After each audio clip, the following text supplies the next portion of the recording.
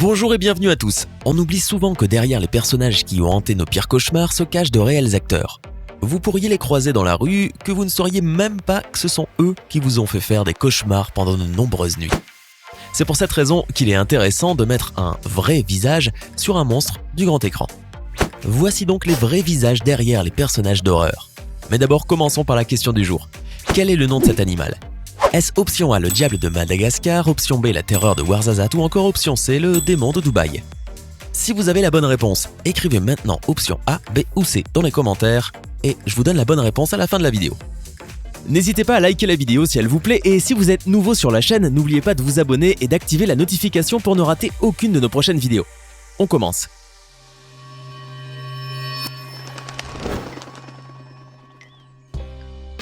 Ça.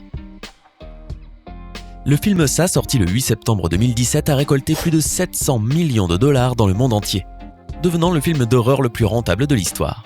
Ce film raconte l'histoire d'un groupe d'amis à Derry, où ils lutteront contre leur plus grande peur en affrontant un clown diabolique du nom de Pennywise, et dont l'histoire de meurtre et de violence remonte à des siècles. Ce dernier fait son apparition tous les 27 ans pour se rassasier de sang infantile. Ce personnage terrifiant qui a fait pleurer de nombreux enfants est interprété par Bill Skarsgård, un acteur et mannequin suédois né le 9 août 1990 à Stockholm. Bizarrement, Bill Skarsgård n'est pas du tout hideux. Il est même plutôt bel homme et suscite de grands coups de cœur chez les Américaines. Ni ange ni démon, Bill Skarsgård est simplement le petit dernier d'une famille dévouée au cinéma. Son père, Stellan John, est l'un des acteurs les plus populaires de son pays et s'est retrouvé à l'affiche de nombreux films hollywoodiens, tels que Will Hunting, Pirates des Caraïbes ou plus récemment Avengers, l'ère d'Ultron. De 14 ans, son aîné, son frère Alexander, est lui aussi bien connu des plateaux américains après son rôle du vampire Eric dans la série True Blood et de Tarzan. Enfin, son autre frère, Gustav, est l'un des acteurs principaux des terribles Vikings sur History. Fait curieux, l'acteur raconte que durant le tournage du film, il y eut des moments où il sentait qu'il devenait lui-même fou. Cependant, au-delà de l'intensité du personnage, il raconta que le travail avec chacun des autres personnages a été une incroyable expérience. La Nonne. Ce film, sorti récemment, le 7 septembre de cette année, était l'un des plus attendus par de nombreuses personnes. L'histoire se déroule en 1952 dans une abbaye roumaine où un prêtre, une sœur novice et un villageois enquêtent sur la mort d'une religieuse, finissant par affronter un esprit maléfique du nom de Valak qui habite une nonne. Étonnamment, cependant, le personnage de Valak n'était au départ pas censé exister à l'écran. Au tout début, Valak devait être représenté par une créature semblable à un diable. Ce n'est que vers la fin du tournage que le réalisateur James Wan a proposé de rajouter au film le personnage de Valak. Une idée brillante puisque ce personnage est devenu mythique dans le film et a contribué à construire un climat d'horreur absolu. Cet esprit terrifiant qui a certainement empêché beaucoup d'entre nous de dormir est donc incarné par l'actrice américaine Bonnie Aarons, née le 3 juin 1979 à Los Angeles et qui étudia le cinéma à New York. Connue pour ses personnages comme la vagabonde dans le film Mulholland Drive, ce n'est qu'avec La Nonne qu'elle acquit une plus grande reconnaissance et popularité à l'âge de 39 ans. Alien. Presque personne ne le sait, mais derrière le masque de la créature cinématographique la plus terrifiante de tous les temps se cachait un étudiant d'origine nigériane, Bolaji Badeyo. Arrivé à Londres à la fin des années 1970 pour étudier le design, Badeyo a eu la chance d'être repéré dans un bar par l'agent Peter Hardram, qui travaillait avec Ridley Scott sur le casting du film. Badeyo mesurait en effet 2,10 m et affichait une longue silhouette filiforme, grande et mince, qu'Hardram a jugé parfaite pour le profil insectoïde que recherchait le réalisateur anglais. Le réalisateur voulant donner l'impression qu'aucun humain normal ne pouvait rentrer dans le costume. Il a participé à toute la pré-production du film et le costume de l'alien a été spécialement conçu pour lui. Dans cette vidéo, on le voit avec un masque d'alien s'entraîner à déambuler dans les couloirs du vaisseau à la manière de la créature. Cependant, après cet unique rôle, Badeyo a complètement disparu de la circulation, donnant lieu à différentes spéculations. D'après des rumeurs, il se serait même donné la mort l'année suivant le tournage. Personne ne se donne la peine de mener l'enquête, c'est un mystère de l'époque, une légende urbaine du cinéma, une de plus. C'est bien plus tard et par le contact de membres de sa famille qu'on a su ce qui lui était arrivé. Il est retourné en fait au Nigeria dès 1980 où un semblant de démocratie refaisait surface. Bolaji revient pour poursuivre sa carrière artistique loin d'Hollywood et des caméras. Il y ouvrira sa propre galerie d'art en 1983. À la même époque, on lui diagnostique une maladie répandue en Afrique subsaharienne, la drépanocytose, un trouble de l'hémoglobine qui empêche l'arrivée du dioxygène dans le sang. L'espérance de vie des porteurs ne dépasse pas les 42 ans. Bolaï en a alors 30, et il n'atteindra jamais les 40. Il décède le 22 décembre 1992 à Lagos, où il est né, 7 mois jour pour jour après la sortie d'Alien 3 de David Fincher. La créature est désormais interprétée par des cascadeurs, les images de synthèse et l'animatronique font le reste. The Grudge. Ce film est sorti aux États-Unis le 22 octobre 2004, devant le premier volet de la saga d'horreur qui se poursuivit en 2006 avec la seconde partie, puis en 2009 avec une troisième partie. La normalité apparente d'une maison à Tokyo sera le lieu où Matthew Williams et son épouse Jennifer affronteront une série d'incidents étranges, provoqués par une malédiction remontant à 3 ans à cause de l'histoire tragique d'une famille où le père finit par tuer sa femme pensant qu'elle avait une liaison, puis noie son fils avec son chat avant de se suicider.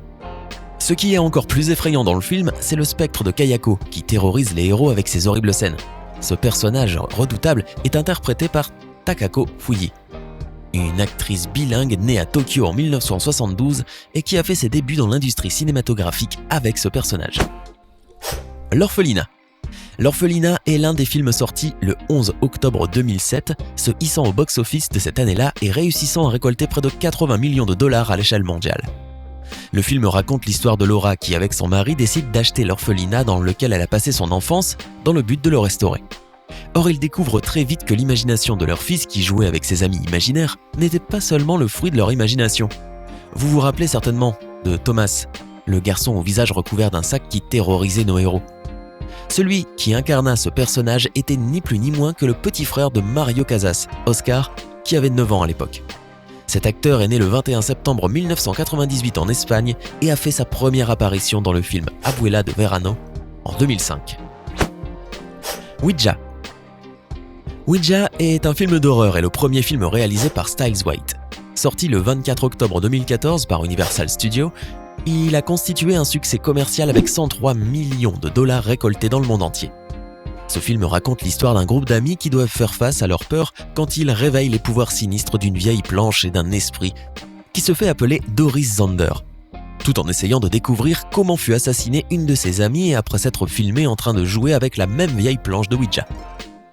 Celle qui incarna le malin personnage de Doris Zander, qui terrorisa le groupe d'amis, est l'actrice, chanteuse et compositrice Sierra Ruhrmann, qui naquit le 12 janvier 1991 en Californie aux États-Unis et qui fit ses débuts avec ce film. Mama. Ce film d'horreur hispano-canadien est sorti aux États-Unis le 18 janvier 2013, devenant un succès après avoir récolté 50 millions de dollars et triomphant au box-office nord-américain. Ce film nous raconte l'histoire de 2 sœurs, Victoria et Lily, qui disparurent après la mort de leur père près de chez elles.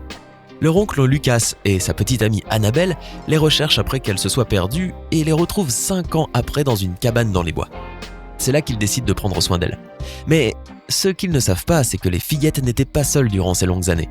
Celui qui incarna le mauvais personnage qui terrorisa le couple et nous fit trembler de peur est le célèbre acteur et réalisateur Javier Botet, qui, souffrant du syndrome de Marfan, a des doigts extrêmement longs et fins et une carrure grande et mince, ce qui le rend capable d'interpréter des personnages uniques. Ghostface.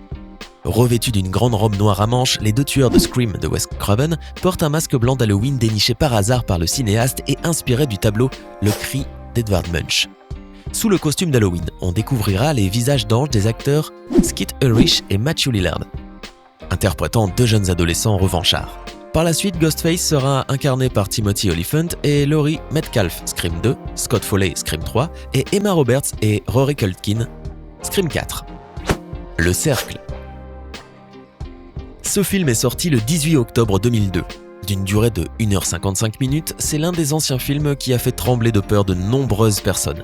Il raconte l'histoire d'une cassette vidéo qui comporte un certain nombre d'images inquiétantes. Une fois qu'il les aurait vues, le spectateur recevra un appel avec la voix d'une fille qui lui annoncera sa mort dans 7 jours. L'actrice derrière, Samara Morgan, est Daveigh Chase, une actrice alors âgée de 11 ans, née le 24 juillet aux États-Unis et qui est aussi chanteuse et mannequin. En 2001, elle participa au doublage dans le film japonais Le Voyage de Chihiro. En revanche, elle saisira sa plus grande opportunité en 2002 lorsqu'elle doublera le personnage principal Lilo dans le film d'animation de Disney, Lilo et Stitch. Alors lequel de ces visages célèbres, ou pas, vous a le plus surpris? Dites-le nous dans les commentaires. Sinon la bonne réponse était l'option A.